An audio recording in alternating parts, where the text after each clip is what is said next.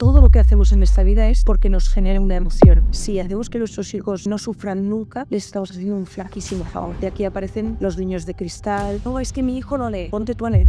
Aunque veamos cómo se van a pegar un tortazo en algún momento de su vida, decirles, es que yo no puedo estar constantemente frenando esas cosas que te vayan a salir mal.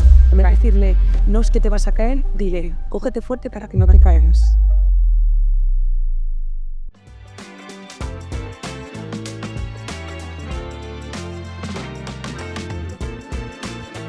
Welcome to Talks by St. Paul's, a place for ideas, connections, and inspiring conversations. Whether you're a parent, an educator, or even a student, we're here to dig deeper and explore the issues that matter most to us. Today, we have Isabel Rojas. Isabel is a psychologist who specializes in emotional therapy. Welcome, Isabel. Muchísimas gracias, Claire. Thank you for being here with us today. Muchísimas gracias. Es un honor para mí el poder estar aquí y sobre todo hablando de temas tan interesantes como los que vamos a tocar hoy. For those who don't know you, tell us a little bit about yourself. What's your background? Pues mira, yo soy psicóloga. Primero empecé estudiando medicina durante unos años, pero es verdad que yo vengo de una familia de psiquiatras. Mi abuelo fue psiquiatra, mi padre es psiquiatra, tengo una hermana que es psiquiatra, tengo varios tíos que son psiquiatras, pero lo curioso de toda esta saga de psiquiatría es que todos ellos han hecho durante muchos años psicoterapia, es decir, lo que hacían los psicólogos. Entonces, bueno, después de estudiar unos años de medicina, me metí en la psicología y la verdad es que, bueno, pues me encantó, me fascinó y ahí que seguí, dejé la medicina, seguí con psicología y luego con el tiempo empecé también a estudiar periodismo. Wow. Entonces, bueno, digamos que tengo esa formación, esa doble formación a nivel psicológico por un lado, pero también, bueno, pues a nivel más de escribir y más intelectual por el otro. ¿Y qué más se puede saber de Isabel Rojas Estape? Pues soy la cuarta de 5 hermanos. Soy madre de 3 niñas. You've had a new baby now. You've Pues ahí hace nada, hace 4 meses. Wow. Y bueno, y soy una apasionada del mundo de las emociones, del cerebro, de la conducta del ser humano, de la psicología y en definitiva de las emociones, que es el motor, es lo que nos mueve a día de hoy. And Isabel, you've just recently written a new book, no? Sí. Tell us a little bit about this book. Pues mira, este nuevo libro que se titula Necesito un abrazo es el primero de una saga Ajá. que va a ir saliendo a lo largo de todo este año, que, bueno, pues esta saga se llama La neurona exploradora.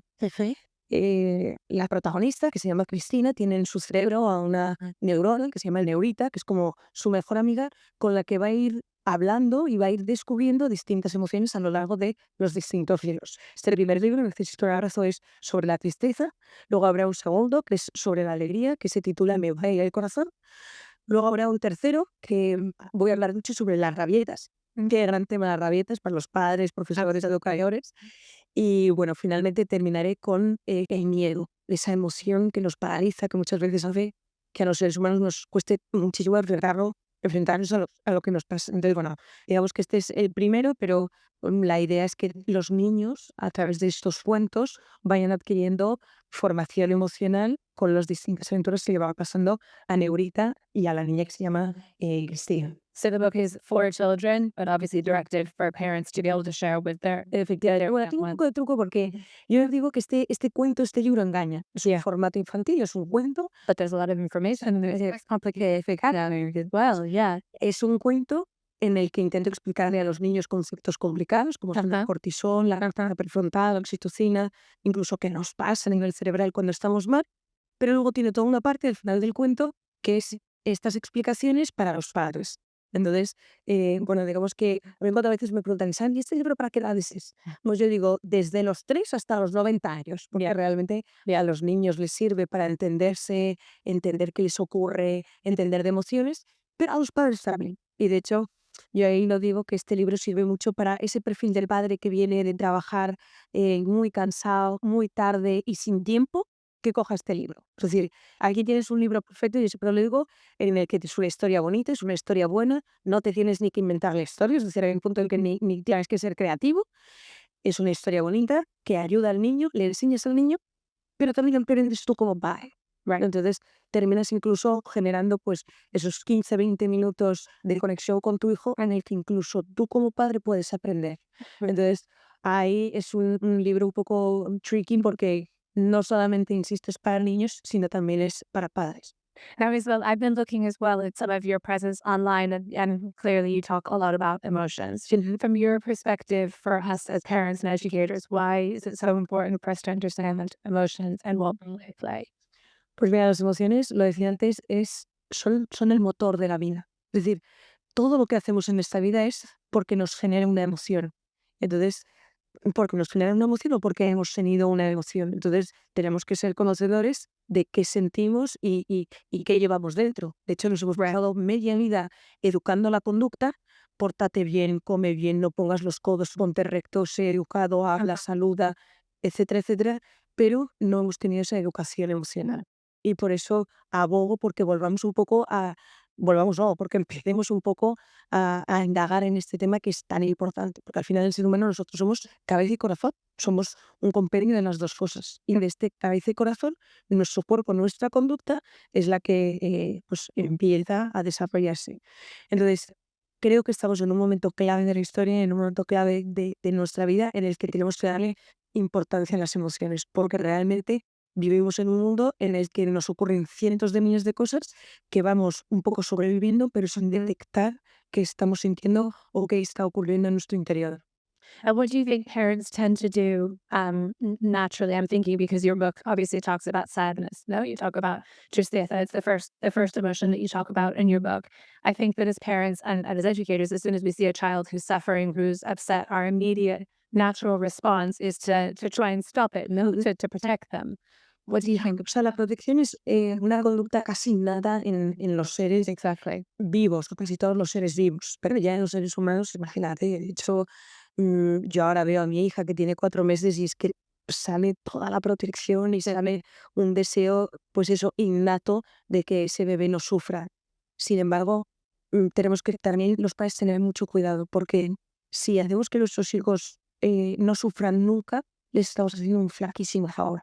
De aquí aparecen los niños de cristal, los niños de porcelana, los niños que no les puedes decir absolutamente nada porque con cualquier comentario pues tienen ese rasguño o esa ruptura interior que les hacen que no puedan enfrentarse a las situaciones. Entonces, realmente detectar las emociones es la clave para que uno luego pueda sobreponerse a esa emoción y pueda irse superando a lo largo de la vida. And how do you do that as a parent? How do you recommend that parents do that? Claro, esto es la famosa inteligencia emocional, es decir, esto es ese ejercicio que tenemos que hacer todos los padres para poder ayudar a nuestros hijos.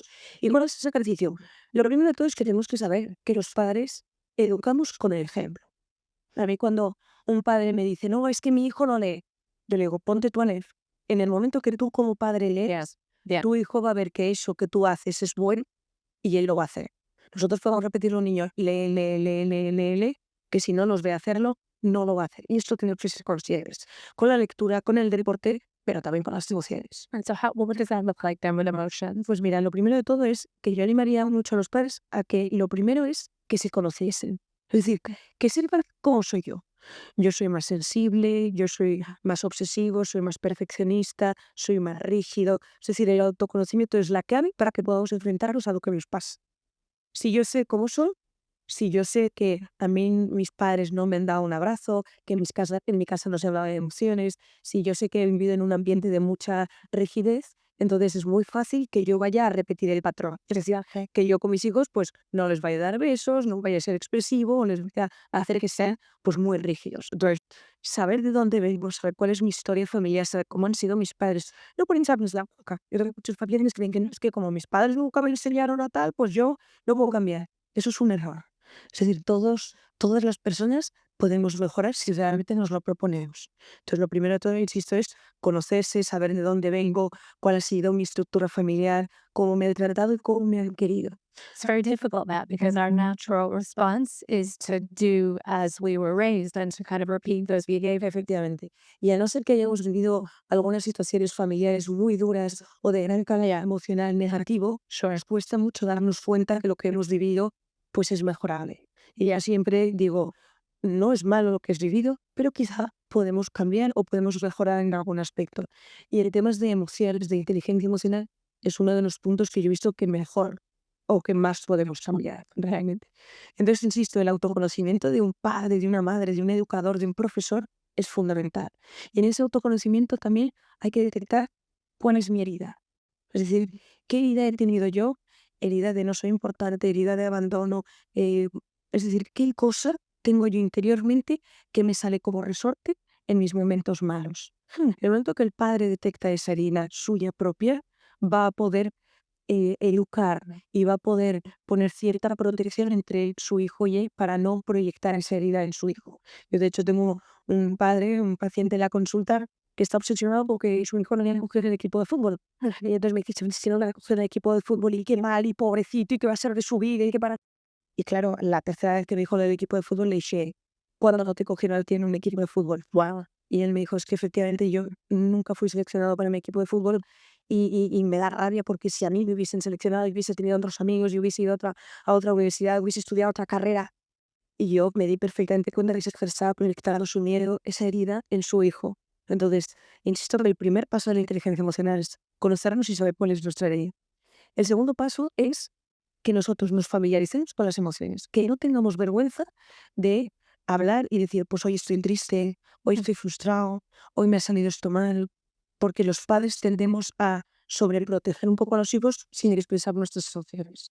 I think that's a really good point that as parents, we sort of try to encourage them to speak about their emotions, but very rarely in those conversations to the adults in the room, they'll share that information Efectivamente. with the younger people. Por eso decía que el ejemplo es tan importante y el enseñarle a nuestros hijos con las palabras y con las acciones es algo completamente distinto. Es decir, las acciones calan muchísimo más que las palabras.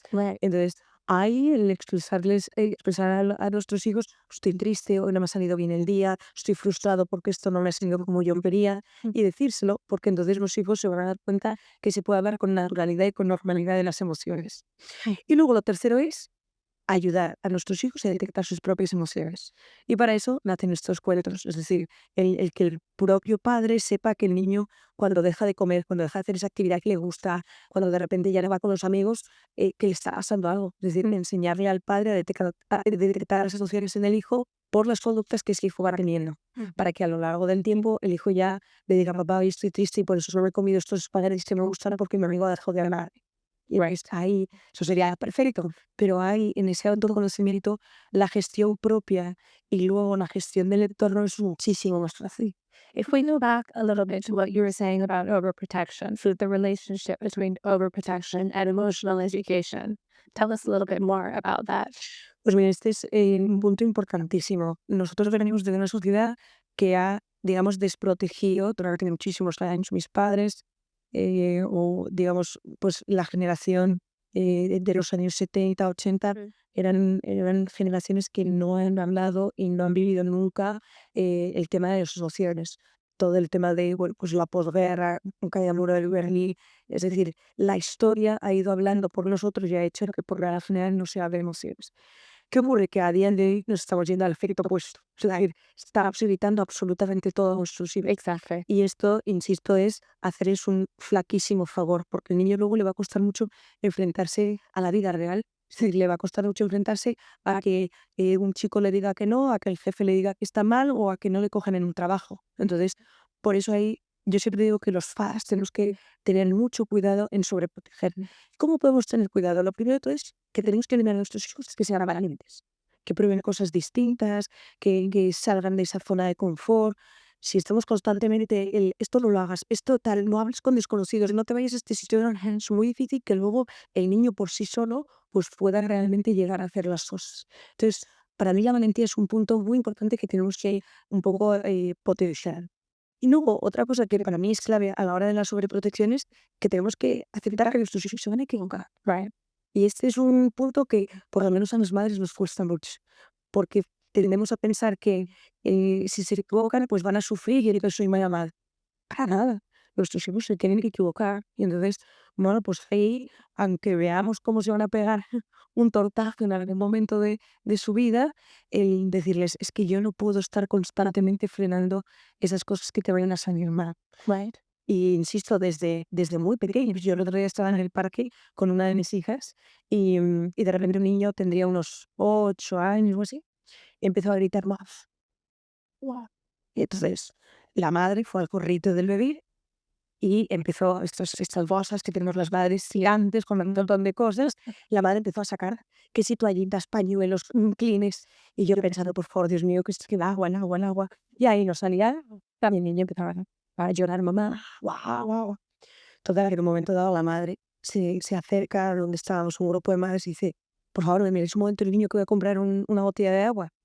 Y dije, sí, sí, sin problema. Total, que ya se lo va a la madre, el supermercado, ya compra una botella de agua, llega, abre la botella de agua y se la da al niño. Y el niño le dice, está caliente. Y entonces la madre se queda con la botella, el niño empieza, mamá, está caliente, no quiero, está caliente. Entonces la madre, toda sufriendo, se va a un barecillo que había al lado del parque y pidió un vasito de plástico con unos hielos. Llegó, le puso el agüita al niño y le dio el agua al niño y el niño bebió un dedito de agua. Bueno, pues este pequeño ejemplo, claro, yo lo veía y yo decía, entiendo que la madre no quiera que el niño pase sed, pero de ahí a me cojo un vasito de plástico con los hielitos para que mi niño beba agua, ahí hay un punto en que los padres nos estamos yendo. Es decir, What would you have done for your brevity? What would you have done in that example? Park, and I can imagine it's kind of a moment of stress, when your child's screaming and thirsty. I mean, when we talk about being fed and watered is kind of a basic right, a basic need that kids have. What would you recommend for that mother to do in that moment? pues mira, lo primero de todo es que yo le diría a la madre que se analice cómo está ella. Si ha dormido, si no ha dormido, cómo ha ido el día, cómo están las hormonas, o sea, yo siempre digo que hay una serie de factores que nos ayudan mucho a detectar cómo estamos, ¿no? Por ejemplo, todo es el sueño. El sueño cambia la perspectiva de la realidad, el sueño cambia cómo nos enfrentamos a las cosas y el sueño cambia sobre todo en cómo nosotros percibimos lo que nos pasa. Lo segundo es las hormonas, es decir, cómo estoy yo hormonalmente, nada tiene que ver unos ciertos días de otros. Luego el tema de la comida, si yo he comido o no he comido, yo tengo mucha gente que me dice, no, es que después de comer estoy muy pesado, o no, no, yo llevo sin comer 12 horas, no sabes qué alegría porque me siento ligero. El tema de la comida es muy importante.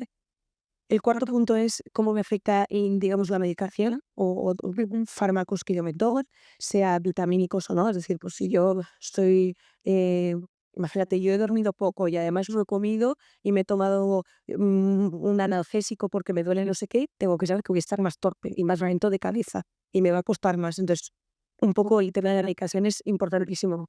Y luego lo que yo llevo como los psicoestimulantes, es decir, si me he tomado café o no, si me he tomado vino o no, incluso alguna droga, porque ahí también afecta a cómo yo veo mi realidad. Sure. Y finalmente, con quién he estado, es decir, la gente en mi alrededor. Yo tengo un ejemplo. Si yo he dormido poco porque mi hijo no me ha dejado dormir, y como no me ha dejado dormir, me he despertado tarde y no he podido desayunar, pero me he tomado 3 cafés, y como el café genera pues cierta hiperactividad, he tomado un ibuprofeno para calmar el dolor de cabeza. Pero es que además justo ese día mi jefe me ha dicho que tengo que entregar una cosa para pasado mañana y mi hijo está llorando en el parque. Ahí yo tengo que saber que no estoy en mi pleno potencial como para poder enfrentarme a algo que tiene que ser. Entonces, insisto, lo primero de todo es conocerme. Oye, ¿cómo estoy? Si veo que estoy más o menos bien y que estoy fuerte, yo lo que te diría es ni siquiera darme la botella de agua. Not even any water, nothing. Lo que tenemos que saber es que el niño cuando se empecina a comprar cosas, de poner en un pensamiento bucle, solamente ve eso. Es decir, en este caso, este niño solamente vería la botella de agua. Entonces, o la necesidad de tener esa botella de agua. Entonces, yo ahí lo que recomendaría es que la madre se acercase al niño y que le dijese, tienes sed, ¿verdad? Tienes mucha sed. Imagínate que tuviésemos todas las posibilidades de beber agua. ¿Tú qué harías? Y entonces, el pensamiento lo llevaría al absurdo. O te imaginas que estuviésemos los dos en el océano y entonces nos bebiésemos toda el agua del océano. Tendríamos la tribu súper enchorrada de agua, ¿te imaginas? Iríamos como unos gordos por el parque, mira, así, así. Y entonces empezaría a hacer alguna tontería, es decir, llevaría ese pensamiento a lo más extremo, al absurdo total, y de ahí cambiaría la perspectiva de su realidad. Entonces, en vez de enfocar en el agua o en la necesidad de beber, yo enfocaría al niño en cualquier otra cosa. Desde cómo sería si estuviésemos en el mar y cómo nos gusta navegar. Venga, nosotros te coloquio como si estuviésemos navegando.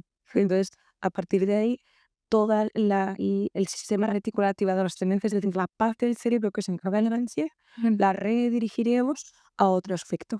Pero insisto, esto en el momento en que todas estas cosas que yo he dicho que afectan a los seres humanos, yo las estoy más o menos equilibradas después si fui consciente de eso. Si no, hubiese ido por la botella de agua y le hubiese dado agua, y si hubiese seguido el agua fría, hubiese quedado agua caliente. porque creo que ese es el puntito del sufrimiento, entre comillas, que hace que no sobreprotejamos a los niños y no se vuelvan niños de porcelana, no se vuelvan niños de cristal que no pueden llegar a sufrir anymore. That's what I was going to ask you, that moment, that little bit of suffering, no? How do you, to measure that as a parent is sometimes quite difficult, no? No muy difícil porque, como te decía, al final los padres intentamos constantemente el proteger a nuestros hijos. Es algo natural o con natural al ser humano. Pero por eso hay veces que yo a los padres les digo, es que tienes que dejarlos que se equivoquen. Y ya como padre vas a sufrir y tú como padre vas a ver si ellos sufren, pero tienes que dejar ese pequeño sufrimiento. En niños pequeños, pues sufrimientos de no se puede hacer lo que quieras. No puedes hacer siempre lo que quieras. No, no, es que no. O yo, por ejemplo, otro desafío que ha ido, vamos, que han ido mucho los padres a hacer es que lo que se empieza se termina. Entonces, si yo he empezado a jugar un juego, termino ese juego. Ayer se has empezado el Monopoly. De lo que yo empiezo, lo termino. Y eso ayuda mucho a que ese niño vaya adquiriendo, sobre todo la recidumbre, pero también la voluntad. Porque la voluntad, la fuerza de voluntad, son las cosas que a día de hoy más escasea. Vivimos en el mundo de lo rápido. Lo quiero todo y lo quiero ya y lo quiero de esta forma. Y sin embargo, la vida no es así. O sea, las cosas que realmente valen la pena necesitan de mucho tiempo y de mucha voluntad. Y yo hablo mucho de la voluntad a los niños desde que son muy pequeños. De hecho, a más sobreprotección del niño, normalmente menos voluntad de ese niño. That's interesting. Entonces, trabajemos mucho la voluntad para darle unas herramientas a ese niño, para estar, uno, sobreprotegido, pero dos, para que pueda enfrentarse a las situaciones que van a tener en el futuro. You have mentioned the example that I love about the child in the park who thirsty and wants a bottle of water, having the rabies at home because he wants a bottle of water. I imagine he's 3 or 4. What would that look like for you? That kind of frustration or that opportunity for suffering as an older child or even as an adolescent? Bueno, a ver, este niño tenía 8 años. Yo creo que It's even older. Okay. no sé, 7, 8, 9 años. O sea, no era tan pequeño. Wow. Por eso a mí me sorprendió. O sea, si un niño de 2 años te pide agua, o como viven más de necesidades, ahí es mucho más complicado de ayudar a gestionarlo. Es verdad que a partir de los 4 o 5 años ya aquello es mucho más fácil. Es decir, sí que ya puedes ir administrando ciertos puntos de no hago siempre lo que quiero. Okay. Con 8 años tiene que haber pues cierta fortaleza o cierta recidumbre propia para poder avanzar ese rato de ser.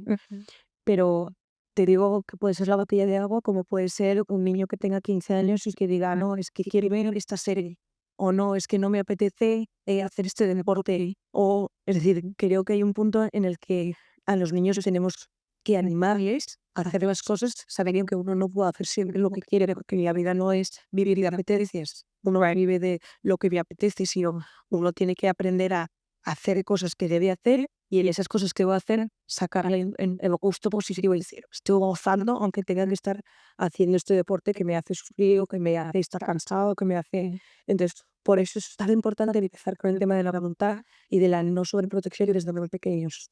Yo, por ejemplo, cuando voy con alguna de mis hijas, pues las dejo que anden solas. Sí, pues somos de paso de febres, se llevamos de la nada, pero que anden solas.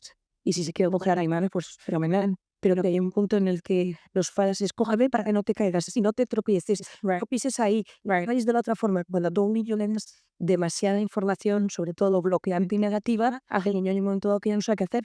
Entonces hay muchos los padres a que animen a los hijos o que hagan de los hijos actividades positivas. Anda por este bordillo, cógete fuerte. En vez de decirle, no es que te vas a caer, dile, cógete fuerte para que no te caigas. Entonces ahí el niño adquiere que puede hacer una conducta en positivo y además le alcanza en voluntad, en valentía, estas cosas de las que estábamos hablando. You mentioned before as well that sometimes it's really quite difficult considering the speed of society and the rate at which things happen. Now, how does that affect as well parents in terms of the way and educators as well, for the way that we... Bueno, realmente a mí me hace mucha gracia porque dicen que los niños tienen rabitas, pero es que las rabitas son esos niños y esas frustraciones de los niños. Es decir, vivimos en una sociedad en la que si tenemos que esperar a 10 minutos ya nos frustramos y estamos impacientes y miramos el reloj y cuando me atiende de qué está pasando y por qué tardan tanto. Es decir, incluso los adultos tenemos patrones, bueno, pues de necesitar a todo y ya y como yo quiero. Entonces, a mí no me sorprende que tengamos la sociedad de niños o los cambios que tenemos a día de hoy. Por eso creo que los primeros que tenemos que empezar a cambiar somos nosotros, es decir, somos los padres, a aprender, aprender. Yo tengo en la consulta varios pacientes que cuando empiezas a esperar más de 5 minutos se ponen nerviosos. Entonces ya me llaman a la secretaria, llaman, ¿qué está pasando? Y digo, no, es que, bueno, te estoy haciendo esperar de 5 minutos porque es que hay que ir trabajando un poco esa, digamos, esa paciencia, porque efectivamente vivimos en el mundo de la velocidad. O sea, no tenemos una cosa que llegue por la siguiente. Y esto nos hace que empecemos a estar como anestesiados. Es decir, ya nada nos llena. Siempre es lo siguiente, lo siguiente. Entonces, hemos empezado a vivir de sensaciones. Nuestra vida ya es, ya no- yo siempre lo digo que hemos cambiado el sentido de la vida por sensaciones. Entonces, ¿qué son las sensaciones? Pues que cada vez necesito más inputs para sentir. Entonces, si tú lo piensas, ahora ya no van a ir a un restaurante y comer bien. Ahora hay que ir a un restaurante que además sea bonito, que me pongan un super show y al mismo tiempo que la comida esté bien y que luego además huela a, no sé, esencias de nuestra historia. Claro, hay un punto en el que incluso nuestros sentidos están saturados porque cada vez necesitamos más y más rápido y de forma como, pues, más ya.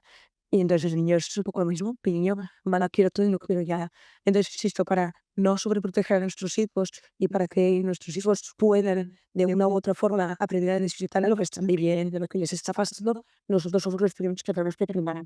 De hecho, el segundo libro que va a salir de esta saga de encuentros, que se llama Me va y el corazón, yo hago mucho hincapié en eso, que tenemos que aprender a disfrutar las cosas pequeñas. O sea, que tenemos que volver a aprender a bueno, pues pasarlo bien, dando un paseo, que tenemos que volver a disfrutar de estar con los abuelos, con los amigos, que no tengo que hacer un gran plan, no tengo que hacer una gran actividad, no tengo que hacer un grandísimo deporte que me genere muchísima adrenalina para volver a sentir. Y este es uno de los grandes años de 2021 que nos cuesta muchísimo. Absolutely. And it goes back to what you were saying in the beginning in terms of the adults really being the ones that have to model that now very good for the children and for the hellas for sure. See, it's well they're saying in English, I'm not sure quite what it is in Spanish, helicopter parents. This idea of being a helicopter parent is to be overly involved in everything that your child does. Talk to me a little bit about that.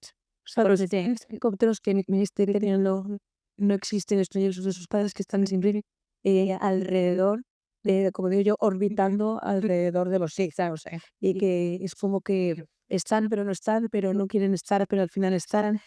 Entonces, insisto, creo que los niños necesitan de los padres, pero también los padres tenemos que darnos cuenta de que hay un momento de la vida que ya no somos tan necesarios. Sí, que tenemos que estar ahí, pero que no tenemos que decirles a nuestros hijos lo que tienen que hacer. Right. Y eso es difícil, dificilísimo, porque además yo creo que es curioso cuando los niños son pequeños, queremos que sean mayores y cuando son mayores pues tratamos como si fuesen pequeños. Es decir, a niños de 2, 3 años ya queremos que sean independientes, que lo hagan todos solos, que se vistan solos, que estudien solos, que jueguen solos y cuando empiezan a ser mayores lo que queremos es, o sea, nos vamos a tratar a niños pequeños. Entonces, es un patrón que yo veo mucho en las conductas de los padres en muchísimas cosas. Les digo, a ver, a pequeños hay que estar mucho y a mayores estar bien, pero sin hacerles las cosas. Y entonces, la lentitud de ¿y qué pasa si al final el padre o los padres también tenemos la sensación de que somos muy necesitados constantemente? Y entonces somos necesitados por nuestros hijos, pero tenemos que dejar de hablar con los hijos. Y esto es un punto importantísimo. Es decir, tenemos que animar a nuestros hijos a que hagan las cosas que deportes, nuevas actividades, que salgan a nuestra zona de confort, ¿vale? Es como decía, sabiendo que se pueden equipar y ahí estaremos nosotros. Pero no podemos estar constantemente, dice esto, al otro, esto sí, esto no, porque el niño se satura y no te hace ni caso, o el niño se bloquea y entonces te necesita para todo. Cualquiera de nuestros patrones conductuales hace que el niño no pueda crecer de forma natural o que no pueda crecer pues eso, enfrentándose de forma personal a los quehaceres o las cosas que van a ocurrir el día a día. That's what I was going to ask you next, because we talked about the danger, the kind of overprotection and what that means. If we are not able to educate in emotion and when we overprotect our children, what does that then lead to in development? Pues mira, en la sobreprotección o el no haber trabajado la inteligencia emocional nos puede llevar a que nuestros hijos o la sociedad sufran muchísimo. Y esto es un poco lo que ha pasado. O sea, antiguamente no se hablaba de inteligencia emocional para nada.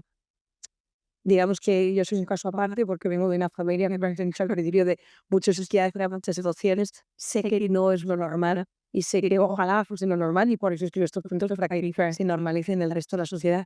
Pero si echamos la vista atrás hace 50 años, era esto la no siempre. Es decir, era una cosa tabú, bueno, no se consideraba.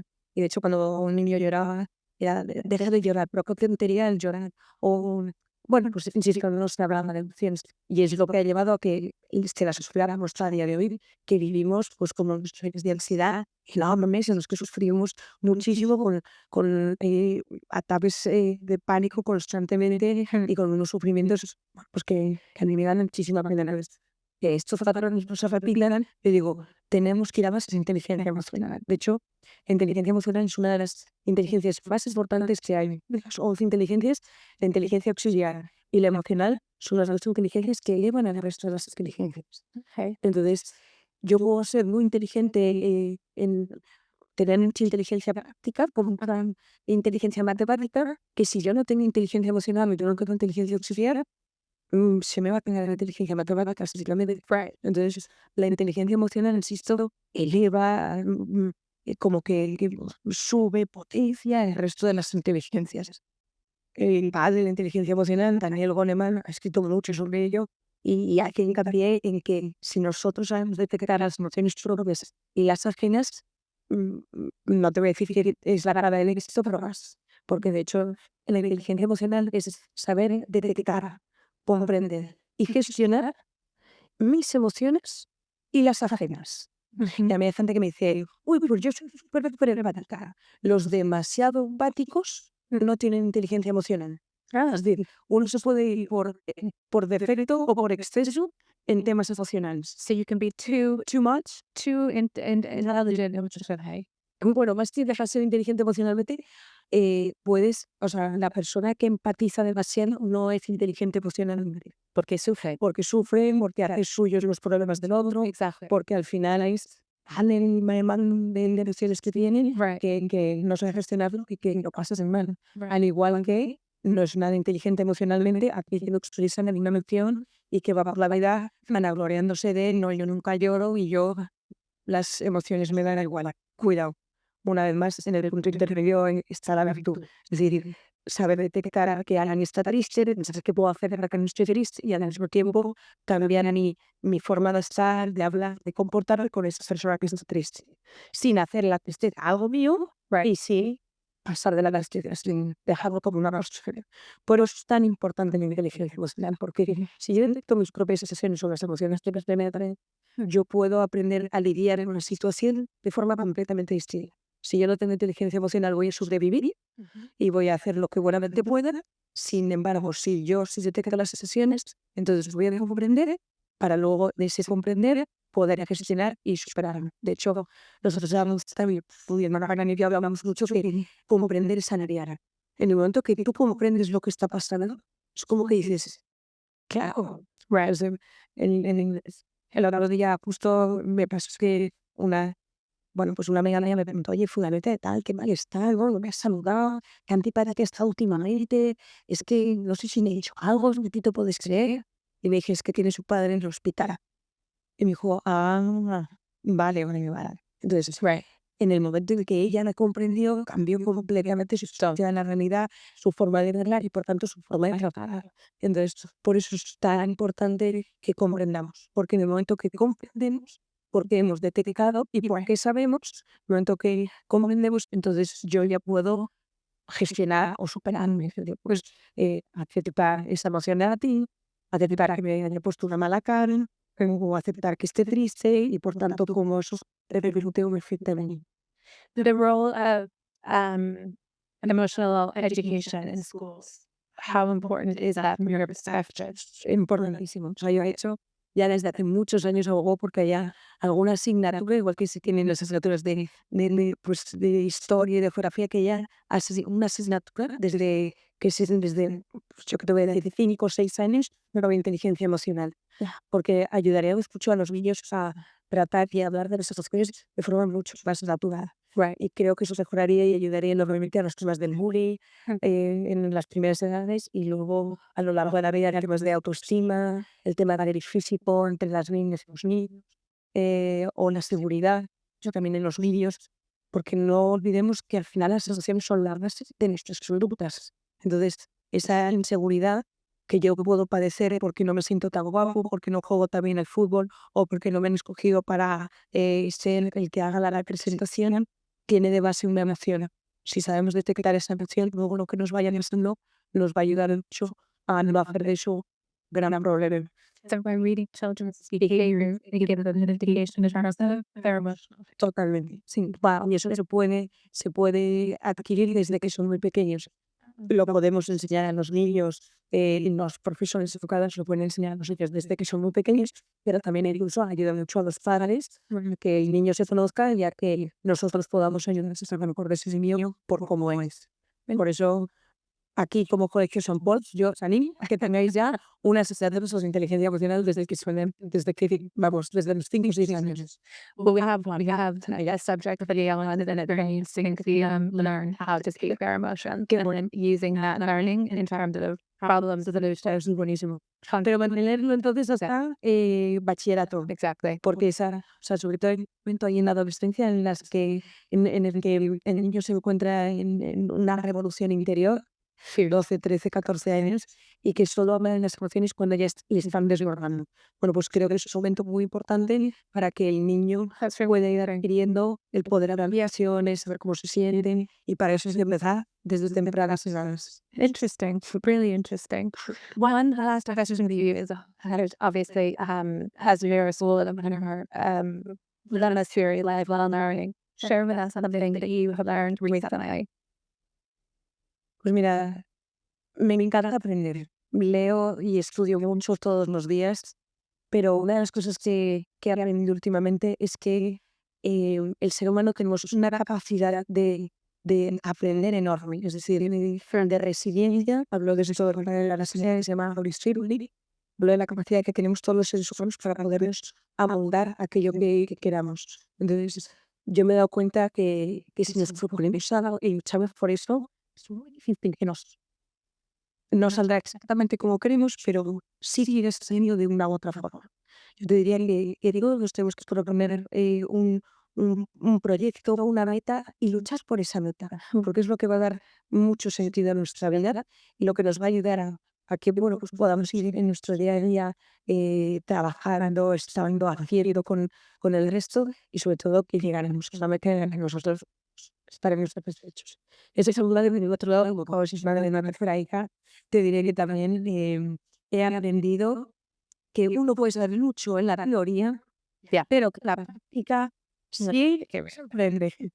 Entonces, bueno, yo hablo muchísimo de educación y cada una de las 3 hijas me han enseñado muchísimo. Es decir, ni los casi más de 100 libros que me he leído de educación te enseñan lo que te enseñan los libros, te enseñan la práctica del día.